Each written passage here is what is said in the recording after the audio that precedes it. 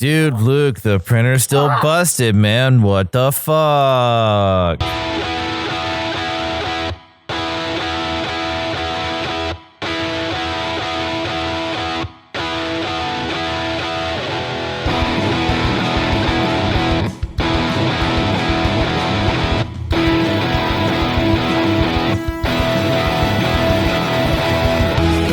How's it going, everybody? Welcome to episode 98 of the Topless Robot podcast. My name is Ryan.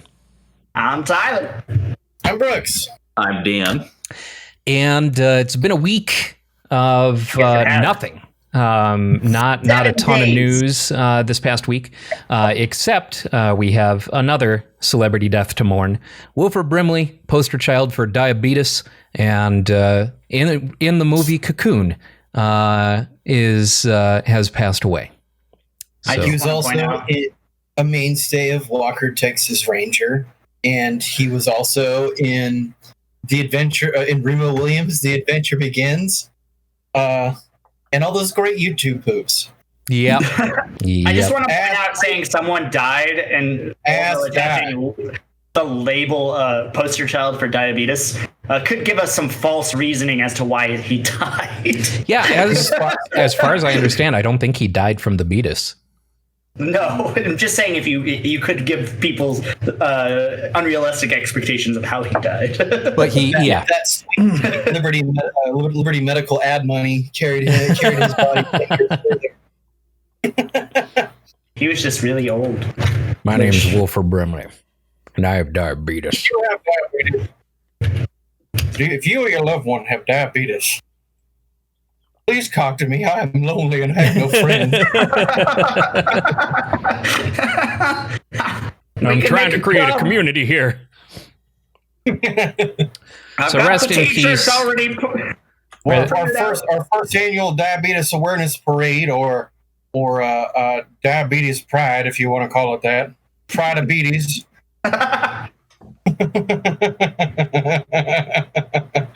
Pride of beatus. There's an episode title. Yeah. Oh no. Rest in peace, Wilford Brimley. We were not this disrespectful to you, I swear. You can't hear us now, Tyler. I'm not worried about it. He was 85 years old. Do you think Wilford Brimley would have chosen the diabetes thing as his death tone? Beatus, diabetes. Just on repeat. So. Wilford Brimley's soul lies safely in Stovacor with the rest of the Klingons. So. Aside from that, PlayStation has shared some weird statistics about Ghost of Tsushima. Have you guys seen this? Yeah. I saw that it was I didn't see all of them. I did see that it was the fastest selling. Oh, no. original. This has nothing to do with the sales of Ghost of Tsushima. No, I've tried to avoid as much as I can because I want to play it, and So far, there have been 8.8 million foxes pet. All right, you can pet the dog. Good to know. 156.4 million standoffs initiated, 57.5 million duels initiated, 139.4 million enemies have collapsed in fear, 810.3 years have been spent on horseback, 16.2 million hot springs have been visited, 14.2 million haikus composed, 28.1 million flute songs have been played, 17.1 million bamboo strikes completed, 37.5 million Inari shrines honored, and 15.5 million photos taken. All of those, except for the photos, are actually important to the game, so I get that. The photos one is just throw that out. Nobody gives a shit about that. I did see that photo mode is pretty fucking sick. Like it's rad. The most in-depth photo mode in a video game I have ever seen. You can change the weather. You can change you can change the time of day to anything you want. You can change the filter on the camera. You can add firefly effects or pedals. coming down and increase the rate of those and You seem to know a lot for a guy who doesn't want to play the game yet or have it spoiled. It's I mean, you kind of hard to avoid. I figured that the photo mode wasn't going to spoil anything for me. Okay. Yeah, right. Depends on what people are taking pictures of. It is pretty crazy though, because like I can choose the intensity of like how the wind works in the game. I can choose the specific kinds of particles and their density in the air. Huh. So like I can choose between different colored leaves and like different flower blossoms and snow and rain. And I haven't found any shitposty weird things yet, but I assume that they're coming. So. That's pretty cool. Yeah, I'm looking forward to checking that game out. I've still been playing Paper Mario and Metroid Zero Mission. And that's pretty much it. I mean, I've just been hearing more and more good things about the new Paper Mario. Like, I've been loving it. Though It looks good. the one thing that kind of got sprung on me that is when I decided I'm just going to set this aside. So some of the puzzles in the battles can get a little difficult. You do sort of get used to it, and you get used to certain patterns, and you know what patterns you want the enemies to be in. So they range from incredibly simplistic to what the fuck am I even doing here? And it's not like, I don't know, you're not like going to go into an area and like, okay, this is where all the hard puzzles are going to be. It's just sometimes you're going to get a really fucking difficult puzzle for whatever reason. And sometimes you're going to get really, really simple ones. And the moment that I was like, okay, fuck you, was my first boo encounter. So when you're fighting boos in Paper Mario, they show up for a brief moment and then they disappear, and you have to remember what tiles they're on in the battlefield in order to arrange them to get them in the optimal positioning. So like that wasn't explained to me. I just ended up in this encounter and they went away, and it's like, okay, go for it. And I'm like, yeah, we're going to set that aside for a little bit.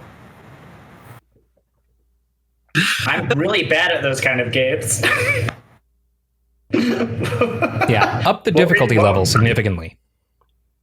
What were you going to say, Dan? I feel like I cut you off. Not worry about it. It's just like, that's just one of those things that's kind of strange to me. Like, okay, I'm just going to stop playing now. It's like, I do the opposite. It's like, where are these motherfuckers at? I'm going to find them.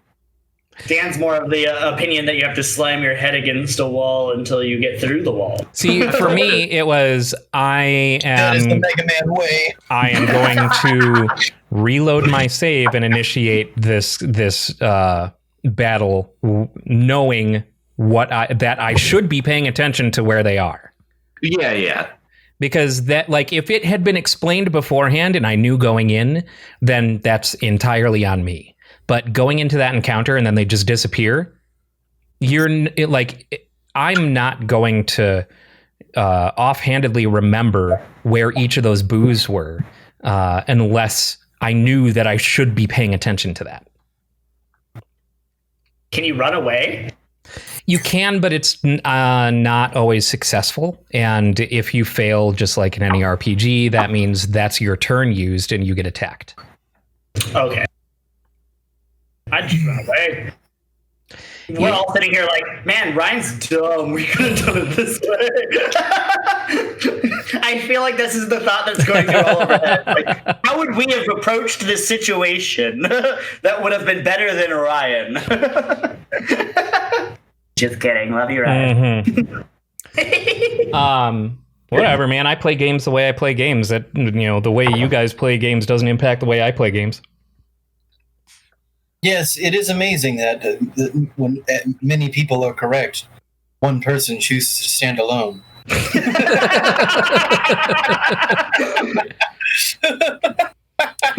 Oh man! I've also been playing. Go ahead. I was gonna go off on a tangent about idiots that don't wear their masks at their fucking grocery store, but that's important right now. I've also been playing more Neon Abyss. I actually started a new Let's Play series for the channel, so we can push out more stuff than just the podcast. And it's called Going Rogue. And it's nothing but roguelikes, all roguelites. So the first game that I'm playing through is Neon Abyss, which is a roguelite, and I've been thoroughly enjoying it. There's the first episode is available on the YouTube channel. Second episode is coming out this week.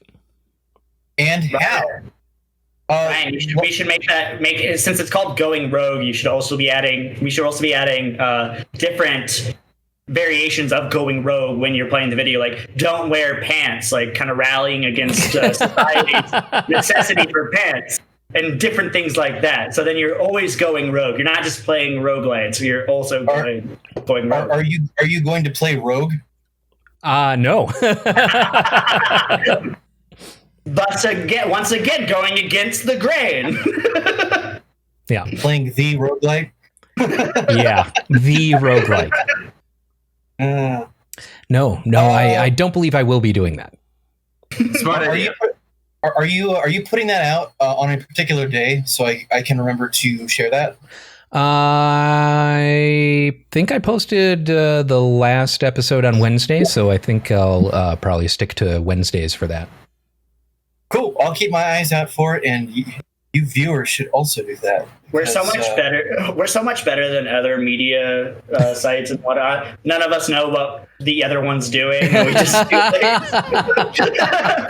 The highest standard of professionalism. Mm-hmm. This stuff just like I ever heard of that. You think Blitzker just like shows up and he's like, "Hey, I filmed a bunch of shit. Here you go."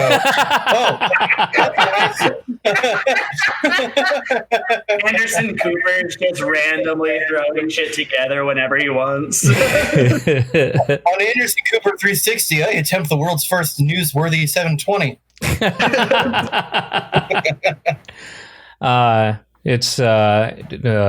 He's constantly battling with Tony Hawk for the world's first News 900.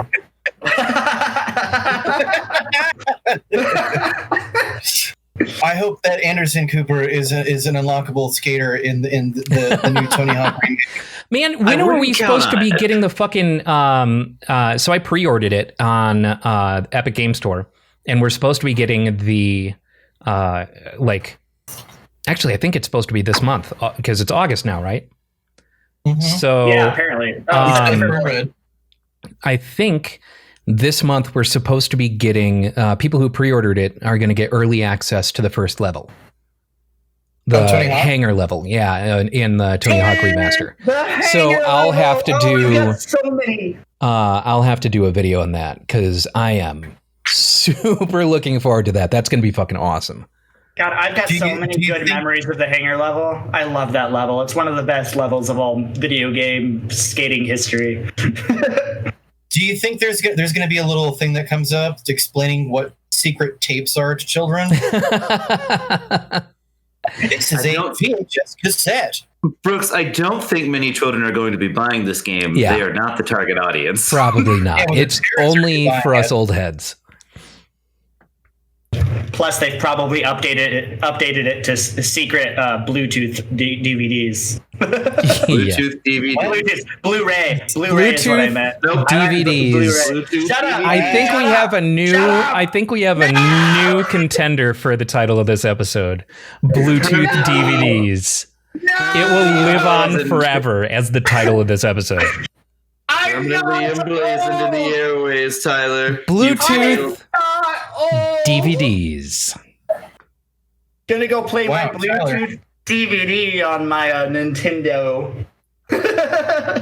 How does it feel going from passively successful today to just instant and hilarious failure?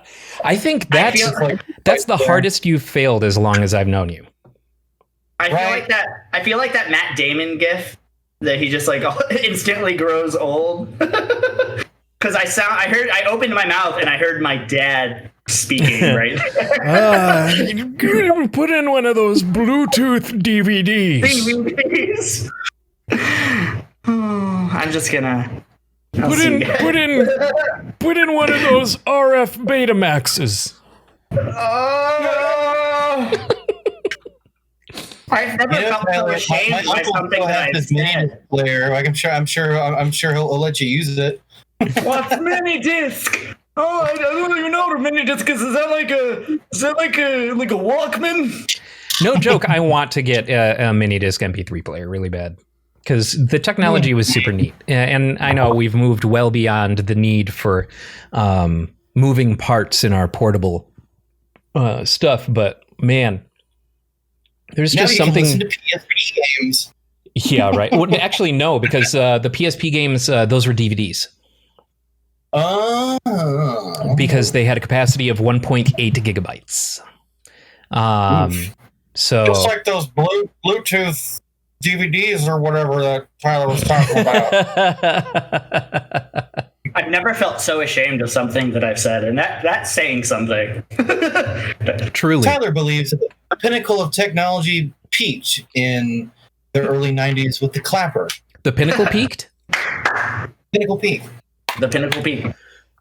So there is a new handheld coming out from a company called Analog. And it's expected to be out next year. Is it that Game Boy looking guy? It is the Analog Pocket. It is a gorgeous looking handheld. And like a HD plays Game Boy game. So it's got a cartridge slot on it. It's not emulation. It's got a cartridge slot on it, and it reads Game Boy, Game Boy Advance, and Game Boy Color games. And then they have adapters for it that allow it to also read Game Gear, Neo Geo Pocket Color, and Atari Lynx games. And the screen is a 3.5-inch LCD with a 1600 by 1440 resolution. So incredible, like super high resolution. And it has the display is Gorilla Glass. Like it looks just gorgeous. And it comes loaded with Nanoloop, a composing software, music composing software on it. And they make cables for it that allow you to connect it to your audio equipment. So it can be used by chiptune artists and things like that in their live setups.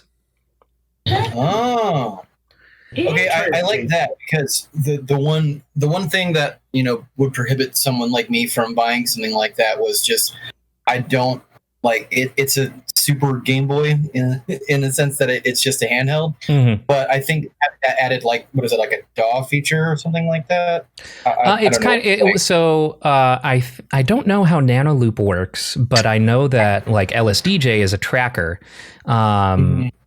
And so Nanoloop might be a tracker as well, but I mean, it basically gives you access to the chip and stuff like that, the MIDI chip. It just seems seriously fucking cool. There's a dock that's available for it that gives you HDMI out and 2 USB ports and has Bluetooth on it, so you can use 8-bit-do controllers and connected to this Game Boy, play it on your TV screen as well. Damn. Seems pretty It looks pretty cool. It's $199. It's a little bit pricey. Yeah, it goes on pre-order tomorrow for $200. That's pretty pricey. Yeah, $199. I mean, that price would be reasonable if I was using that as a musical tool, for sure. As a Game Boy, I'd probably want that to be like half of that for me to be able to truly, well, maybe like $150. I don't know. I just think like $130 or something. Yeah. I think it really comes down to how well it plays these games. It looks like it plays them just perfectly. It's got a little micro SD slot as well, but apparently it's not for playing ROMs because it doesn't have an emulator. It's playing all these games natively. So I imagine it'll probably end up being hacked so you can load ROMs onto it, greatly increasing its value. Yeah, you just buy like an R4 or like an EverDrive or something like that for it, which those already exist anyways. Right, but so they say specifically the number of games that it's compatible with, which leads me to believe that it might not work with every single type of Game Boy cart that's put into it. That's a little. It's not like a weird region lock thing, is there? No. Seems like it's a little niche. It looks cool though. It does look cool. I am going to pre-order it because it just looks absolutely gorgeous. It does look gorgeous. And I know that once, with something like this, you can even see their other products, because the other things that they have done are the Mega SG, which is Sega Mega Drive thing, and the Super NT, which is Super Nintendo. And so the Super Nintendo is sold out on their website. And every variation of that Super Nintendo is sold out. So it leads me to believe that, since they're not like a big company, they're not going to be producing these in large quantities. So if you're not going to pre-order something like this, you're probably not going to get it. Yeah, that's fair. It looks cool though. I'll play it when I come and see you. Yeah. Remember when we saw we talked about this? I think like a year ago. There was like another little handheld dude. The little hand cranky boy. Yeah, I don't know what happened with that. No, it is not the Soldier Boy. We say it 3 times, we bring it back from F, right, so Christ. Let's stop there. We're at 2. We cannot say it the 3rd time. Soldier Boy. Fuck. Ireland. The Playdate. Oh yeah, that's right. Did that ever get released? Yeah, I think so. I think I was thinking about that yesterday because I saw an ad for that. What's the official name of the cool Game Boy we were just talking about? The Analog Pocket. The Analog Pocket, yeah. Yeah, I saw that and I was just like, wow, that looks like a nicer version. There's no crank on this. Yeah, right. So this says... I don't know why they thought that'd be a good idea. So the Playdate was $150. And this says it will ship in 2020. So I wonder if the Playdate encountered delays due to COVID. I would not be surprised. Yeah, there hasn't been any news since January of 2020. But, I mean, people have posted hands-on stuff towards the end, about a year ago, actually. Engadget has a hands-on from August of last year. Game Explain has one from September of last year. But yeah, it looks like there hasn't been any news with regard to that. I have a feeling they probably went under. Oh, no, I don't know. So here's a post from June 3rd of this year that says, watch Doom running on the Playdate, a handheld with a crank controller. Of course, it had to be Doom. Of course it did. Yeah. Well, Skyrim was busy and wouldn't answer their calls. Doom is the original Skyrim, thanks. It's true. So apparently, like, this must have made its way into people's hands. All I'm saying is that it's going to ship in 2020. There's no date. I bet select people or backers got it early. Probably. The dude who ported Doom to it set it so the crank fires the chain gun. Yeah. Okay, that's kind of great. How about that? If it had like motion, sitting at the bus stop, just like if it had motion controls and you could sit there and like and tilt to fire, that'd be kind of sick. I'm not gonna lie. Okay, so I wouldn't at all be surprised if it was delayed. I mean, I've been waiting for 2 1/4-inch cables to ship to me for 3 months now. So good lord. Yeah, it says it looks like they shipped out developer systems in December. That makes sense. That's probably it then. Yeah. Yeah, everything's getting delayed because this bed. I got a new bed this week. I've been trying to order a bed for the last 2 weeks, and the date kept getting pushed back. I've had to get into so many like chat fights with fucking Amazon, just trying to get a new frame. Sounds Yeah, like I hate it. I Fucking I ordered the new Razer oh yeah. the controller for phone, like where your phone fits in and it squeezes, the controls onto either side. What the fuck is that called? I can't remember what the hell that's called. It had a cool orange logo, right? It's like Moga. The Kishi. Or I think It's called the Kishi. Okay. And Not so even close. it basically turns my phone into like a Switch style thing because I have all the streaming services. I can play, through NVIDIA GeForce Now GeForce Now. I have Steam Link on it, and I have Stadia and xCloud. I figured that would be like, I don't like the claws that hold the phone onto the controller. That's not a great experience to me.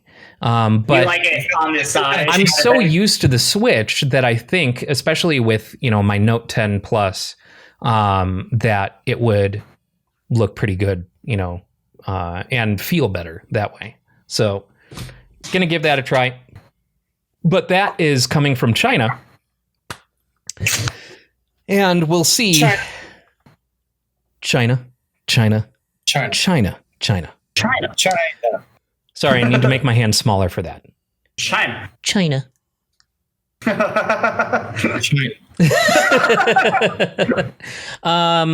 But yeah, Do you think if we name this episode China, it'll get banned by Trump too?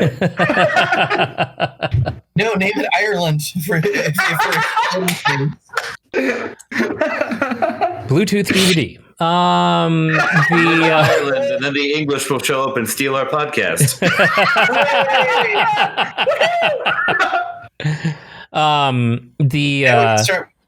But yeah, I ordered the controller on Walmart, Walmart.com, and it's On like Walmart? The delivery date on it said August 11th. I'm like, that doesn't seem right. That's weird. And then I got the tracking number, and it's like coming from Razer in China. Yeah, I got that from the manufacturer. straight from the Yeah, that is source. pretty cool. But I mean, we'll see if it actually gets here by August 11th. I ordered those Kirby, like the Kirby pancake thing, like those little figurines. It was like a Kirby Mystery Box from. Oh, okay, sure. And I ordered that like in January or whenever it first was announced, and it was supposed to ship in June, and now it's saying that it was shipped in August, but I don't know if that's true.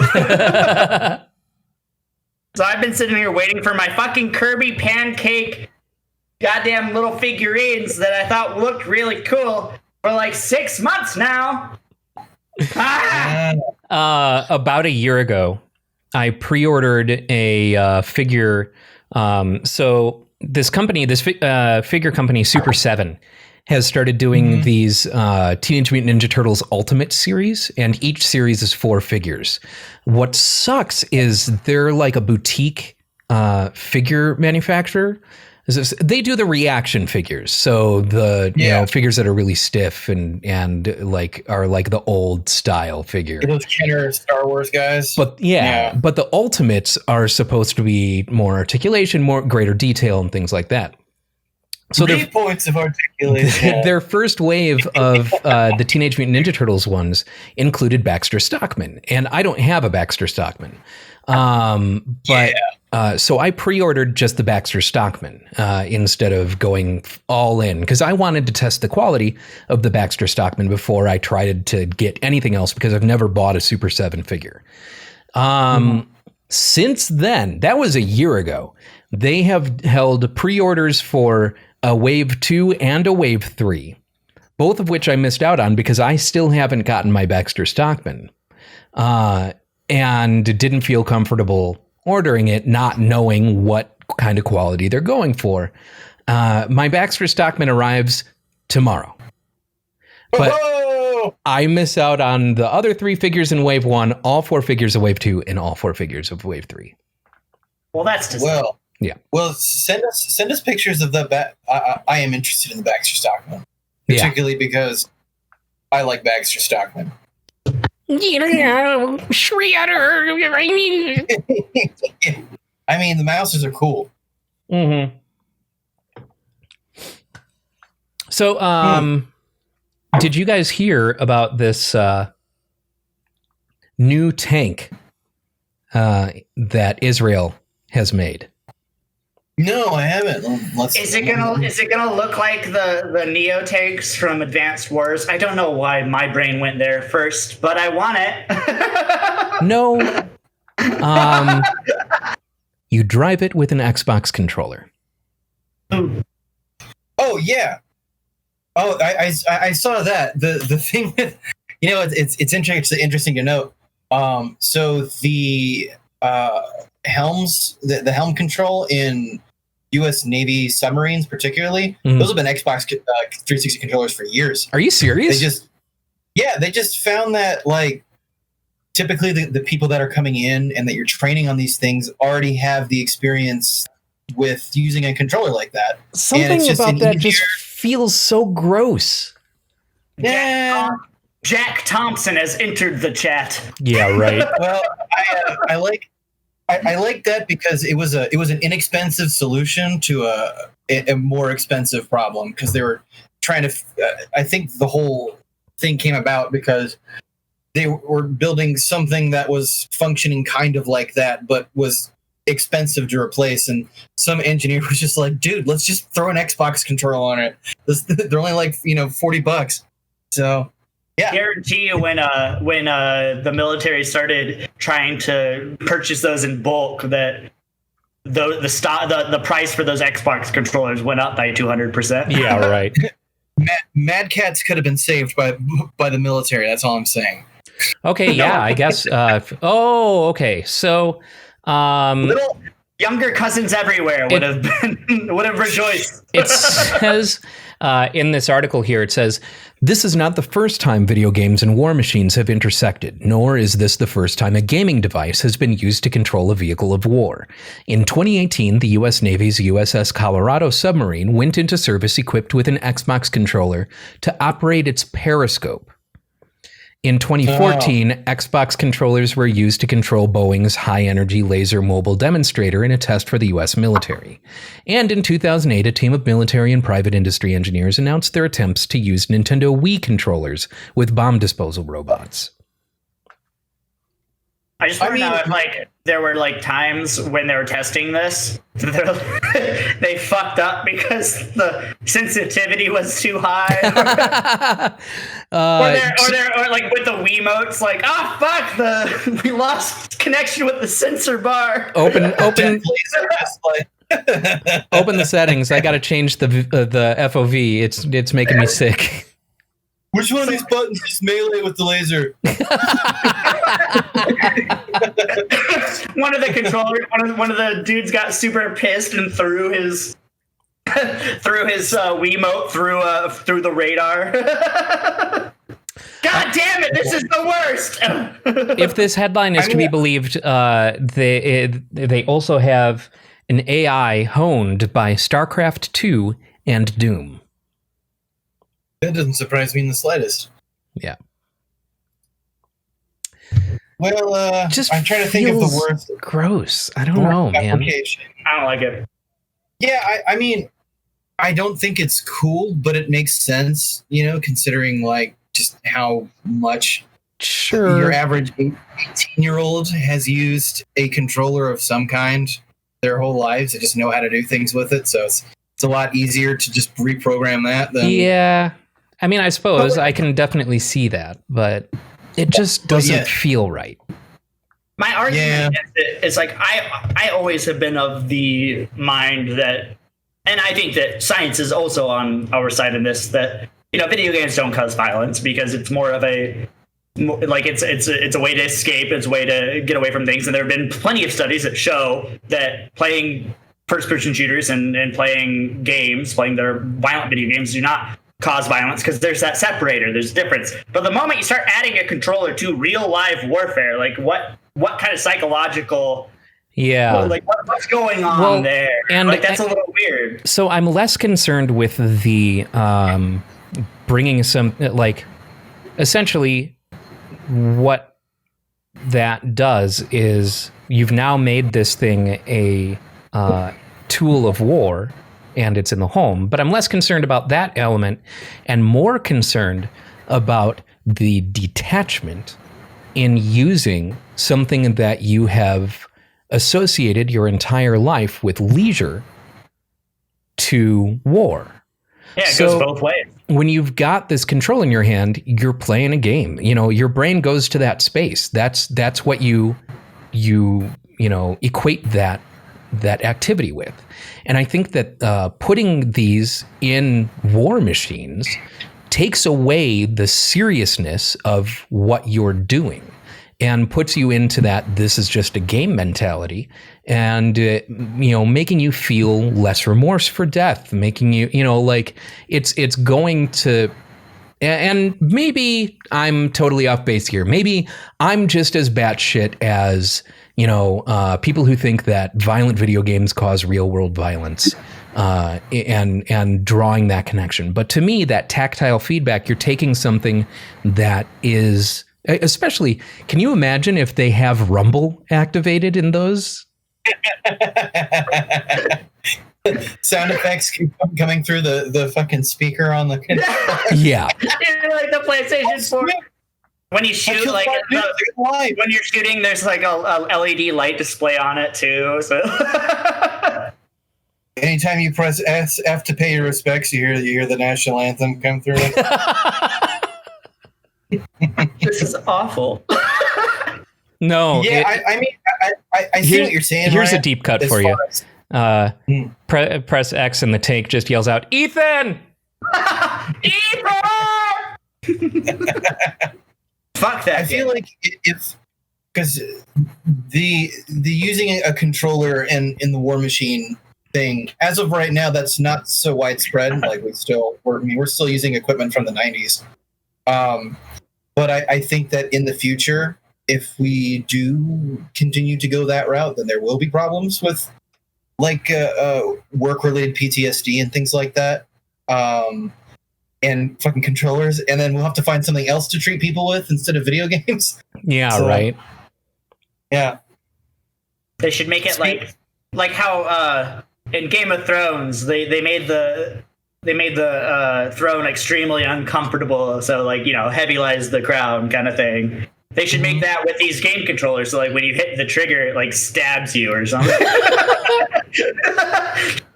all the buttons when they're pressed, they have needles in them, so it's just like they perpetually have Cheeto dust in them, so they're really hard to press.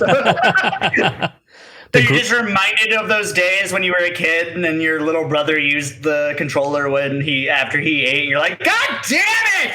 The grips are made of loose fiberglass. Yeah. They replaced the joystick with the GameCube. You get the Mad Cat ones. You get a Mad Cat. Yeah. Mad Cat, you get the Mad Cats ones, so they just don't work good. No. Oh my God. Can you imagine if one of these tanks starts suffering from Joy-Con drift?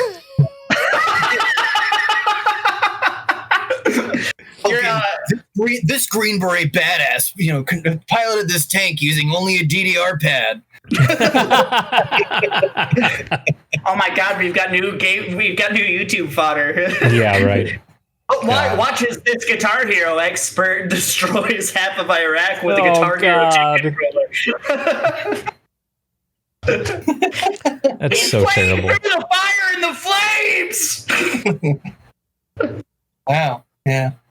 Well, speaking of video games and science, I'm trying something else. I'm trying something out myself.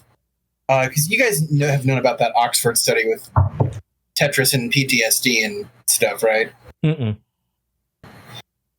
So there was a study, I want to say maybe like 10 years ago, that some Oxford nerds did, where they wanted to explore some methods on treating and preventing PTSD. And they found out that if you play Tetris, or a game like Tetris, a puzzle game that's colorful and kind of activates that flow state in your brain, if you play that for like 20 or 30 minutes, up to 24 hours after a traumatic event, like, it will it will reduce the amount of like nightmares and mental trauma you experience because of that.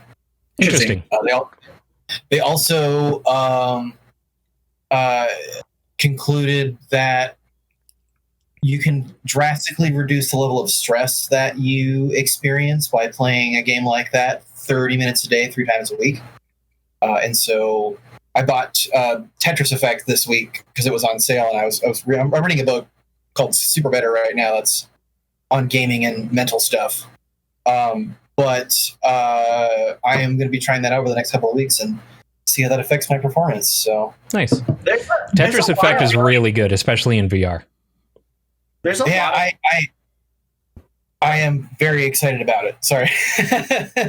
There's a lot of really interesting studies where that come looking at the psychological aspect of video games.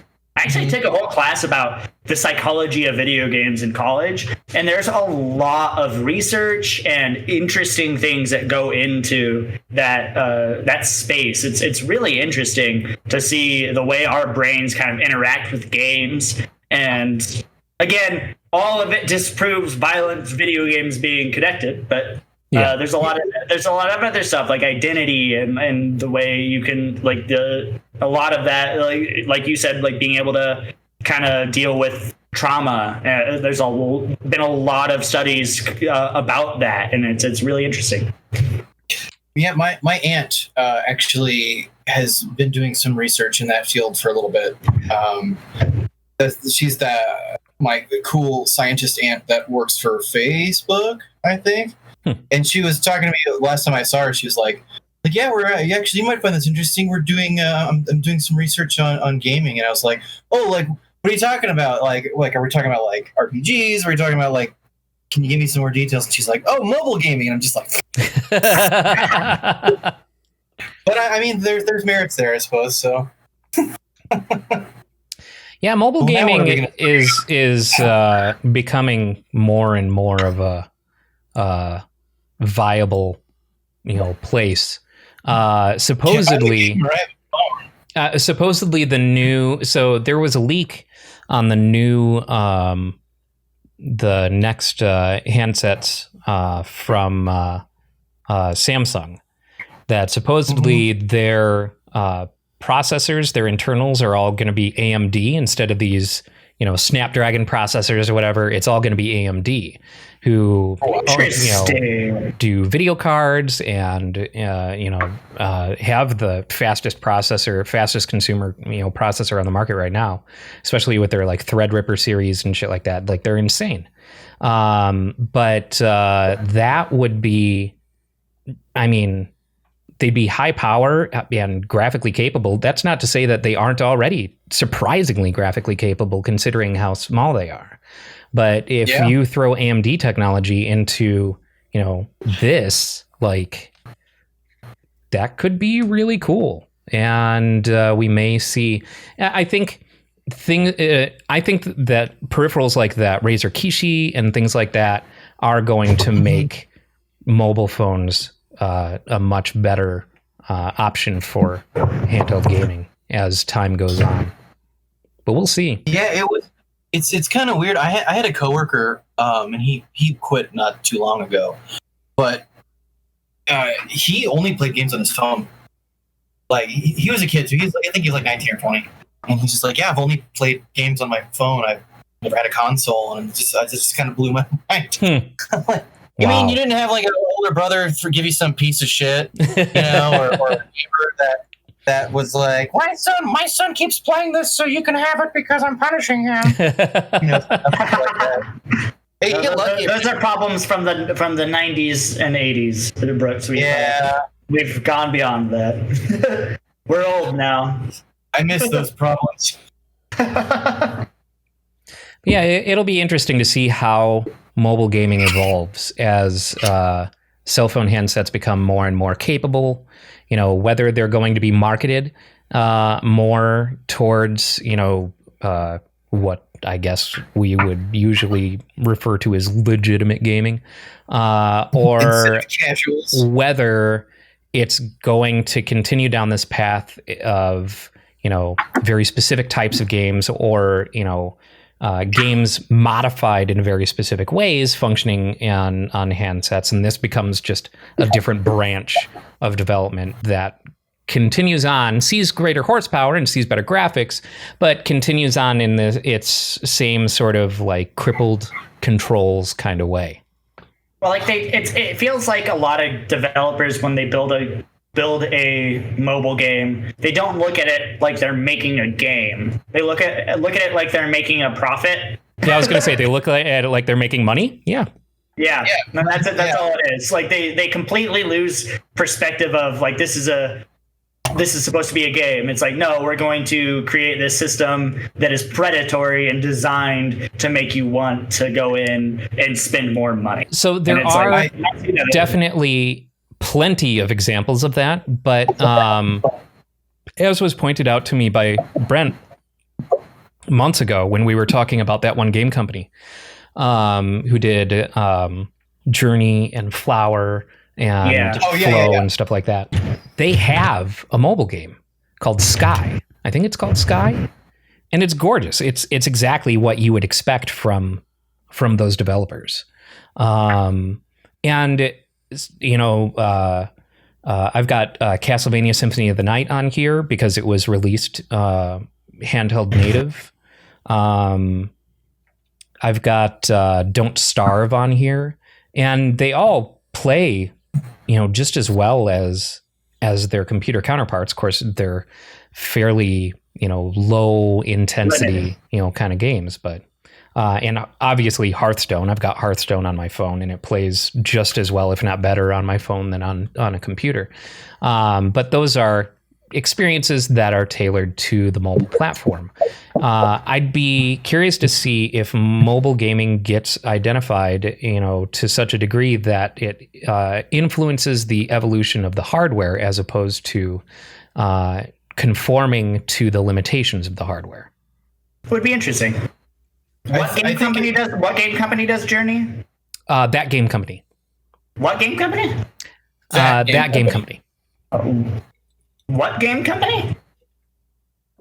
Who's on first? That game company. I actually had one of those moments in real life, unintentionally, completely. I went to a restaurant and I ordered a beer that was from that brewery. Oh yeah, that's awesome.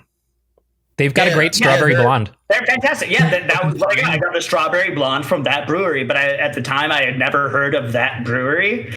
And I'm like, hey, so it was like one of those fancy companies where they didn't actually, or fancy restaurants where they just put like what the type of beer it is, not like what the beer is called. And it was like a beer that does this and this and this. I'm like, oh, cool. And it said it's from a local brewery. I'm like, what brewery is it from? And they're like, oh, that brewery. And I'm like, which brewery? That brewery. And I'm like, I just asked. Yeah. And then it went on for a lot longer than I would feel comfortable admitting until I realized that brewery is the name of a brewery. Anyway. Isla, thou art a dullard. Haven't we already established this? Yeah, I feel like they only recently kind of popped up over the past 5 years, or at least only recently started canning over the past 5 years or so. The first time I had it was at the pizza place a few doors down from the Nile in downtown Mesa. And it was really, really tasty. Their strawberry blonde was really nice. That strawberry blonde. It was back when they still did things called shows. right? Yes, it was indeed. When you could attend a show in an unair-conditioned basement of the Nile. And, yeah. They played with relics that looked like this. I don't know how they were used, if they were wielded above their heads. And you could attend a place that was called, I believe it was called a restaurant, where you ate with other people nearby. I do sure wish that the rest of the country would stop fucking it up for everyone else. You say the rest of the country, like our countries, like we're not fucking things up for everyone else too. We are no, that's what we're talking the about. rest of this country The rest of us. should stop fucking it up for the rest of us. The rest of us, and the rest of us too.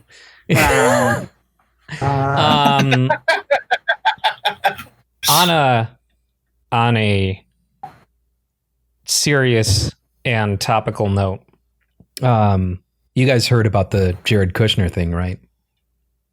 Yeah.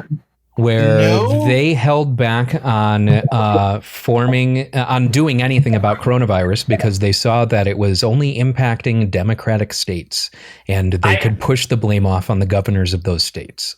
I do want to point out it was a Vanity Fair investigative piece, and it's going to be hard to truly corroborate if that's actually the case.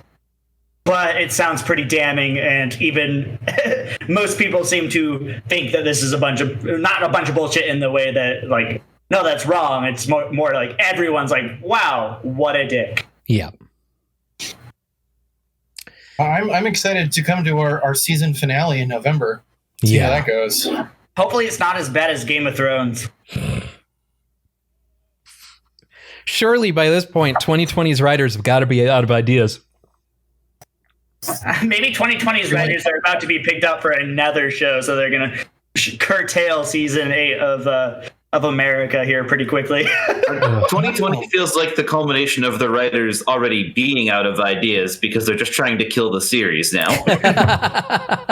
There's no way they'd like this, right? Oh, fuck. No, by the end of the year, if they don't announce that we've all actually been dead the entire time and we're in purgatory right now, I will be vastly disappointed. I'd be okay with that. You know, Purgatory's got Ghost of Tsushima, so. I don't know about you guys, but I live in purgatory, so. How long have you been staring at the wall, Dan, this past week? Has that pretty much been the majority of your time? Kinda, yeah. I mean, it's been difficult to do much of anything online because my internet is so fucking terrible. I wish I had a line graph of my Discord latency throughout the course of this podcast, because you started a conversation about Ninja Turtle action figures, and I heard literally nothing until it came back at like the end of the conversation about tanks. Oh, wow. I have missed so much. I disconnected like 3 times from the call. Like, I did notice that. I want to scream. Wow. I'm so sorry, Dan. That sucks, I can't dude. even participate in the podcast. Dan, I'm about to start making you just come over here. Yeah, I was going to say, just park in my driveway or something and leech my Wi-Fi. He's closer to me, Ryan. Either way. That's why I've been dead silent, like staring directly into the camera for most of the episode. You should just. I was like, I just figured creepily smiling. No, Dan, I think you know what you need to do. No! No! I thought we left this behind. When this inevitably happens again and I just can't be here, I'll probably have to do that. I'll just have to stare. No! Yeah. I hate it. I honestly just thought that you were. I was like, oh, Dan's having a bad day. I mean, I did too. Yeah, but also like it's being exacerbated by my terrible connection quality. That's fair. So what games has everyone been playing this week? Obviously, I imagine Brooks, you've been playing some Ghost of Tsushima. Yep, I've been playing that and Tetris. That's it. How far in are you on Ghost of Tsushima? That's kind of hard for me to judge right now. I know I'm definitely still in the first act because like I've been playing it. I haven't played it every day, but every time that I do play it, I play for a couple of hours and I just kind of pick missions and just run around and like explore because there's just so much there. I'm living vicariously through everyone who already has it because it looks so beautiful and amazing, and I just. You're not allowed to talk about it until you buy it, Tyler. I can't justify buying it because I'm already playing so many games right now. And by so many games, I mean Last of Us. I'm so stuck. It's so good. They've added so many good things to it, and it's so fun. It's so fun. Well, your little violent game is cool, but can you compose haiku in it? No, I can identify plants for money. Wow. So you're horning out science instead of trying to save your home country. No. In this society, scientists get paid accordingly. Okay. Well, we all live in a society, Tyler. Hey Dan, what have you been playing? So I actually have something pretty decent to say about something in Final Fantasy XIV. Did any of you guys ever play Tactics? Yeah. Final Fantasy Tactics? Oh yeah. I'm familiar enough. How you get absolutely no closure at the end of the story, really, because like Ramza and his friends just go into purgatory to stop Ultima, pretty much. The writer for that, there's a whole raid series in Final Fantasy XIV that completely gives you closure on the Final Fantasy Tactics story. Really? Yeah. Okay, that's fucking cool. It's written by the same guy. There's a lot of people online who angrily dismiss it as non-canon because it's an MMO, it's not an actual sequel. But it literally, it gives you closure on the entire thing. Literally, the whole story gets wrapped up, and it's actually pretty satisfying. Fuck it, it's been out for years, so I don't really give a shit if anyone gets spoiled. We're just gonna censor you for the rest of this, by the way. You can if you want. You literally.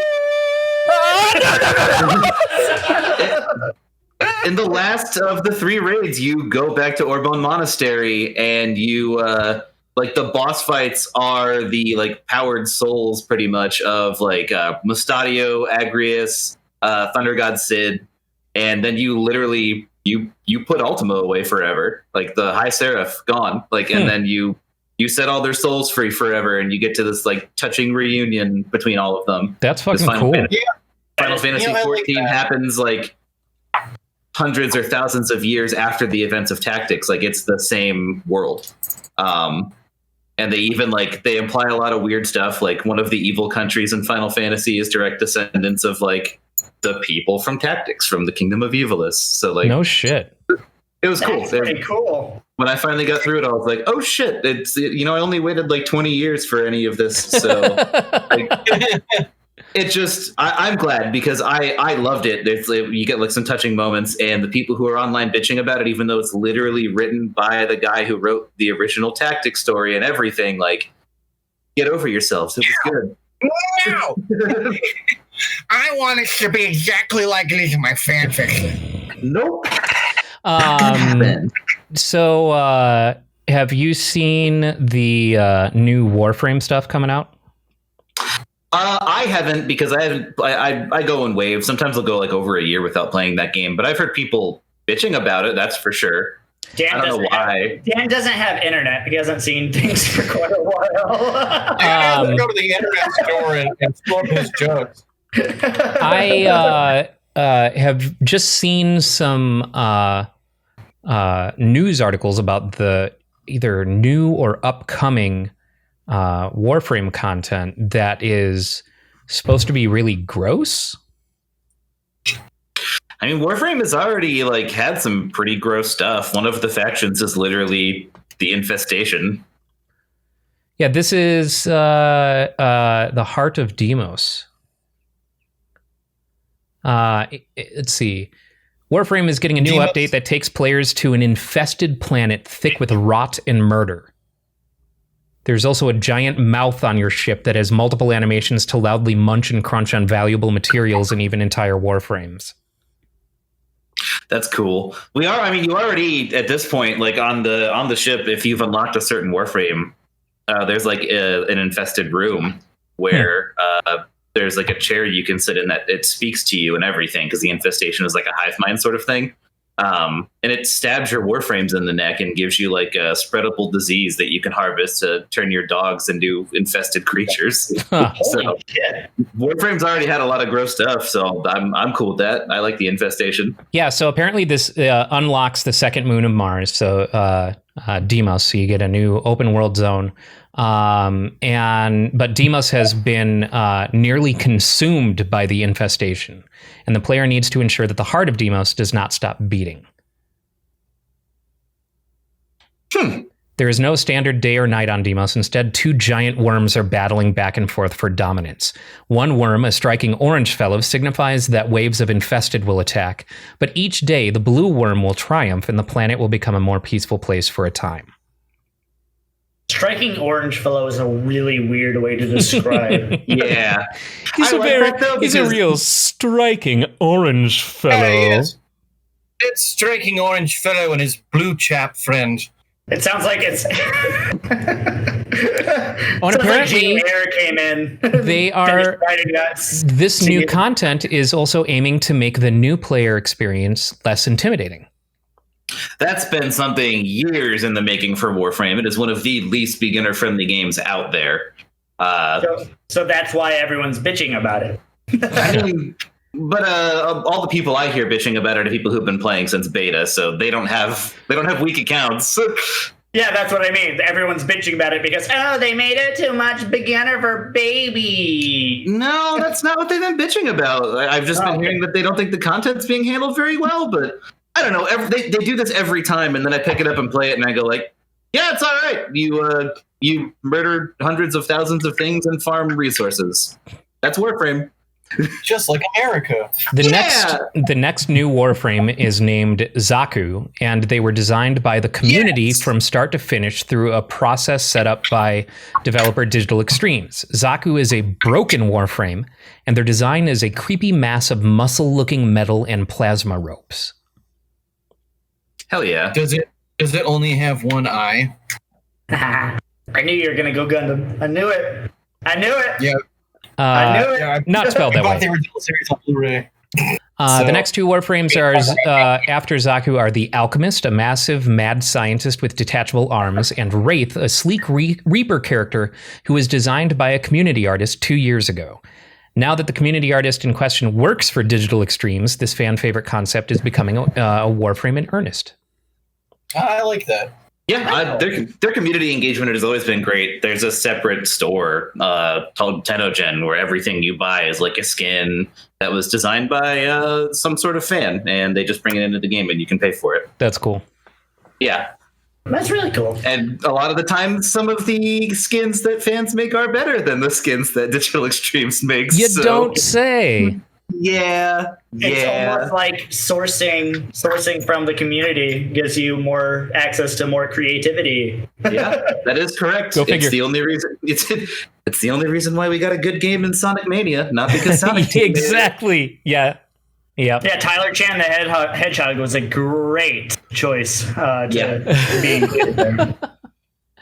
Tyler, what have you been playing? Well, I played a lot of No Man's Sky, and I've not been getting this invested in a game in a very long time. That wasn't story driven. I love story driven games more than I like games where you just go around and do things, because I am an English major and I like stories. But I know I'm a nerd, super nerd. Pushes books But, out of his hands. Stories yeah. are for posers.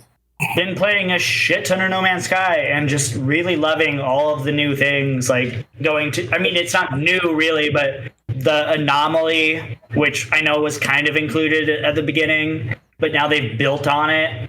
and like it's basically like this hub that you go to, and you can kind of you can summon, but like you go to for your main story missions, and like you're trying to help them find Artemis and move on. But like they've made this like you can go there and you can do multiplayer missions, and you can go there and like when you land on this giant space station called Anomaly, like there's all these other players that are also landing on this giant space station, and you get to see all of their ships, and like there's all of these things you can do, and like turn in missions and all of this stuff, and it's a lot of fun. And like interesting because you can see what lies beyond where you currently are at, and like oh my gosh, I'm like finding ships that are just all over the place that I can just like, and now I've got a frigate, which is awesome, and I can just like send frigate. out. Shut up. That was a Tyler joke you just made there, Ryan. Yeah, well. Now I know how annoying I am. Jesus, don't give me that Look, mirror. we're trying to. You better price is right yourself right now, young man. But yeah. But so I've been playing a lot of that. Better be some soap, mister. We need to schedule some time for some multiplayer in that. I'd be 100% down because I want to play. I want to play more and more and more because I'm just loving every second that I'm in this game. It's just also very relaxing, and it just like I think that's the thing that I love about it, where it's fun and there's a lot of things that you can focus on and just get into, and there's a lot of mystery to it, but at the same time, like I'm just going around and looking at things and mining things, and it's interesting and just relaxing, and it feels nice. It feels nice. Yeah, it's nice. So yeah, I played that, and then I also bought Star Wars Racer on the Switch. Oh, did you grab that? Yeah, and it's a nice return. It's just a remake of the original, right? Yeah, 1080p remake, and it is exactly what I wanted, which it reminds me of my childhood. Nintendo.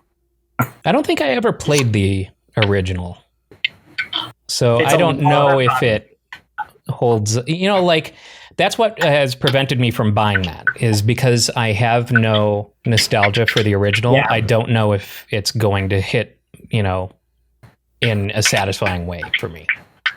You don't like Star Wars that much, so I probably would say no, don't get it. Specifically the prequels, yeah, certainly. Yeah.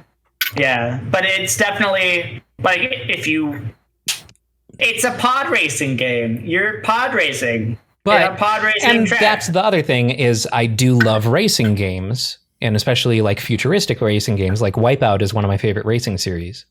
So I don't know. I'm torn. Eventually, maybe when I get back to making money again, that will be something on my list to check out. But also, the cool thing about pod racing games is you don't really have to give a shit about Star Wars to enjoy pod racing. So sure, I just since I had never played it, I wondered how much of that like nostalgia is rooted in fandom and nostalgia. So there's those elements, kind of like, why did you like it in the first place? Because you were a Star Wars fan, or like that kind of thing. And then because you didn't know any better, you enjoyed the game back when it first came out with probably shitty controls and glitches, and here it is re-released years later, like over a decade later. What I liked about it, it was a very flowy racer. Like it's you're hovering, you're flying as you're racing. You can customize your racer, and you win money, you win credits, and you're able to go and upgrade your racer so it's faster, it has better acceleration, and the tracks are interesting. The tracks are really interesting. They're fun tracks. Every track is very different. Like the first track is Tatooine, but then there's a track where you're going through this space mine that like at one point you go into like you're in zero gravity and like flying and trying to avoid like an asteroid field and all of this crazy shit, and it's really hard. Like when you get later into the game, it's a difficult fucking game that you're getting your ass kicked by. I enjoyed it as a racer. It has bad reviews, and I mean, I'm not the right person to ask if it's just a nostalgia feel or what, but I played it for like 4 or 5 hours over the weekend, and I enjoy every bit of it. So Fair enough. Pardon me. That originally came out on N64, right? Yeah. And It was That also was fun. dope ass arcade version Yes. Yeah, the I one remember where it's that actually had the fucking pod racer. that's cool. yeah. And yeah, what Brooks asked, did they add anything new to it? No, it's pretty much just a 1080p remake. That's all it is. Okay. So kind of cool. like what they did with I mean- Turok and Turok 2 and shit like that. Yeah, it's, I mean, it's all the same. I like that they didn't try to add anything weird to it that didn't Yeah. fit. You know, I mean, sometimes you just want a pod race. And that's what it is. That's what it is. Fair enough. So I, in addition, aside from playing Paper Mario and Metroid Zero Mission, I I played a little bit of that new game Grounded, which is a new Microsoft Studios. I think it's Microsoft Studios, but it's at least from a studio that's owned by Microsoft. I didn't know what to expect. All the gameplay that I had seen was like, oh, it's Honey, I Shrunk the Kids, the video game. Yeah, no, it's so up my fucking alley because I love survival games like The Forest and shit like that. This is a survival game, except you're a tiny person. And so you have to like gather resources and craft, except everything around you is enormous. So it's seriously cool from what I've played so far. And what's interesting is they start the game by saying, this game depicts spiders that are much larger than you. If you suffer from arachnophobia, we have a setting in the settings that you can adjust to help make the game more bearable for you. So if you actually suffer from arachnophobia, they've got a meter, and like the further that it gets, to the other side, spiders look less like spiders and sound less like spiders in the game. And more like clowns. Yeah, right. It's the clown spider scale, so you have to. The unintended consequences if you put it right in the middle, it's scarier than either side.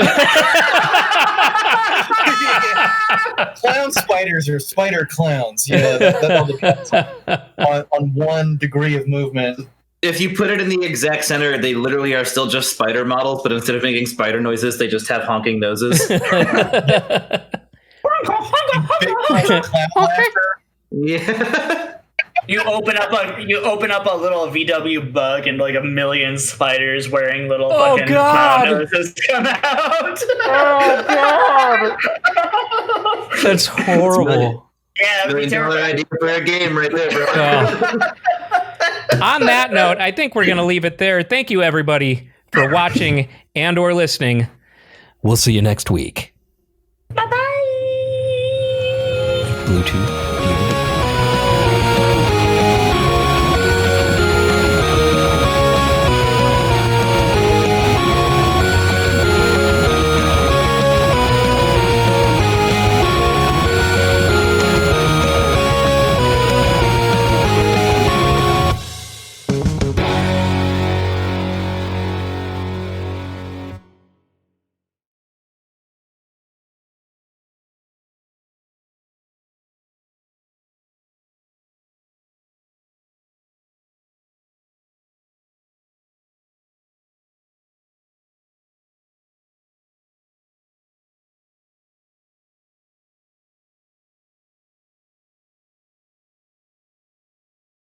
Subscribe.